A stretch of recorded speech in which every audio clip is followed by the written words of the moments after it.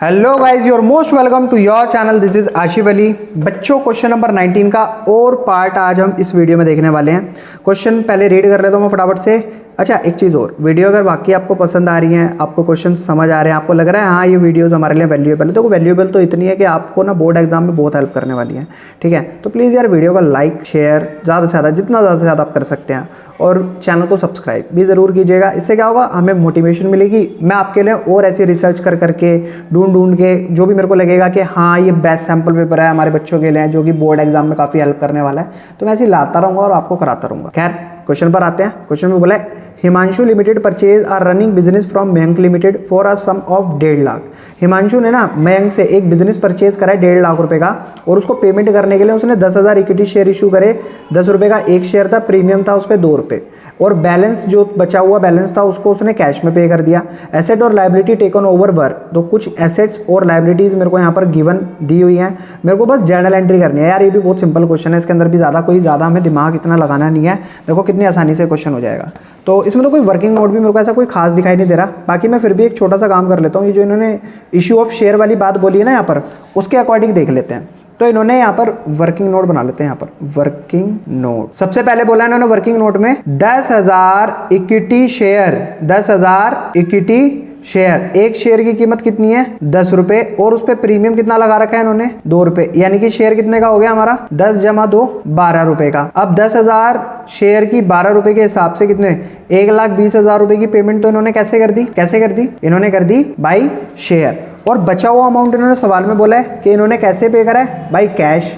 तो चीज़ कितने की हुई और कितने रुपए पे करा वो सब हम देख लेंगे। ठीक है, अभी पहले हम जर्नल एंट्री में वो चीज़ें डालते हैं कि जो इन्होंने बोला है एसेट और लायबिलिटी वाली। तो मेरे को सवाल में दिखाई दे रहा है plant account debit, building account debit, और डेटर अकाउंट डेबिट, और क्या दे रखा है, स्टॉक अकाउंट डेबिट। और सवाल में क्या है, फर्नीचर भी है, फर्नीचर अकाउंट डेबिट। 2 क्रेडिटर दे रखे हैं, तो 2 क्रेडिटर अकाउंट 2, और क्या दे रखा है, अब कुछ नहीं दे रखा तो सीधी सी बात है, जिससे सामान खरीद रहे हैं उसको डालेंगे हम, 2 मयंक लिमिटेड। ठीक है, अब इनका अमाउंट डालना शुरू करते हैं। तो अमाउंट हमें क्या क्या दे रखा है वो देख सकते हो आप। प्लांट है 40 का, बिल्डिंग है 40 की, डेटर है 30 का। तो फटाफट इसको डालते हैं। प्लांट 40, बिल्डिंग 40, और डेटर कितने दे रखे हैं, 30,000 रुपए के। फिर उसके बाद दिया है इन्होंने सवाल में स्टॉक 50, फर्नीचर 20। तो स्टॉक लिख देते हैं यहाँ पर, 50,000 रुपए का स्टॉक हो गया। फर्नीचर कितने का हो गया, 20,000 रुपए का फर्नीचर हो गया। और सवाल में दे रखा है इन्होंने क्रेडिटर 20,000 रुपए के,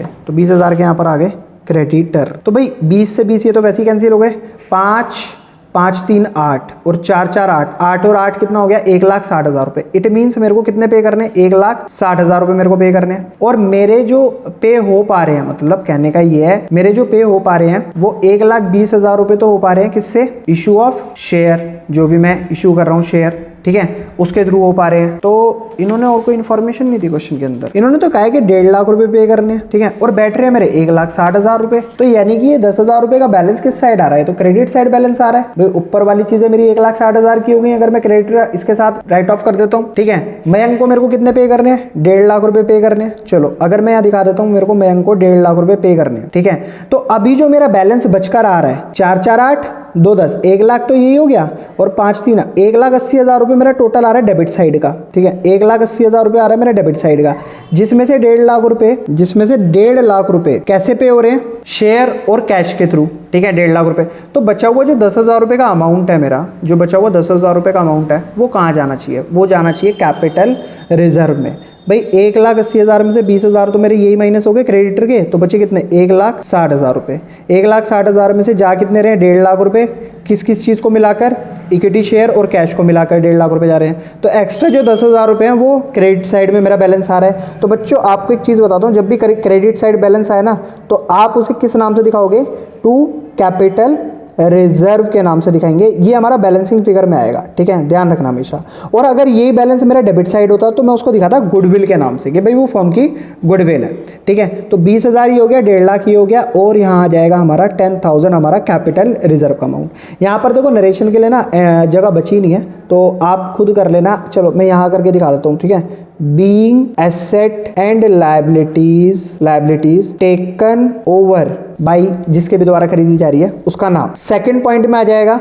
अब मयंक को हमने क्या, मयंक हमारा क्या बन गया, क्रेडिटर, उसको अभी हमें पेमेंट भी तो करनी है, तो मयंक को हम डेबिट करेंगे क्योंकि अब हम उसे पेमेंट कर देंगे, अब वो हमारा क्रेडिटर नहीं रहेगा।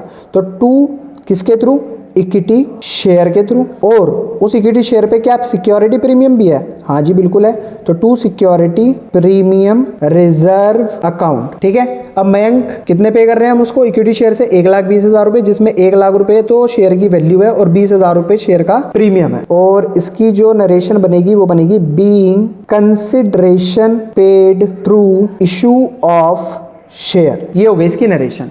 अब लास्ट एंट्री जो हमने कैश में पे करा अमाउंट, तो मयंक दोबारा से हमारा क्या होगा, यहाँ पर डेबिट होगा, डेबिट टू कैश क्रेडिट होगा क्योंकि कैश पे कर रहे हैं हम इसको 30,000 और 30,000, और इसकी नरेशन आ जाएगी being balance paid by cash. तो ये तो था बच्चों हमारा क्वेश्चन नंबर 19 का और पार्ट।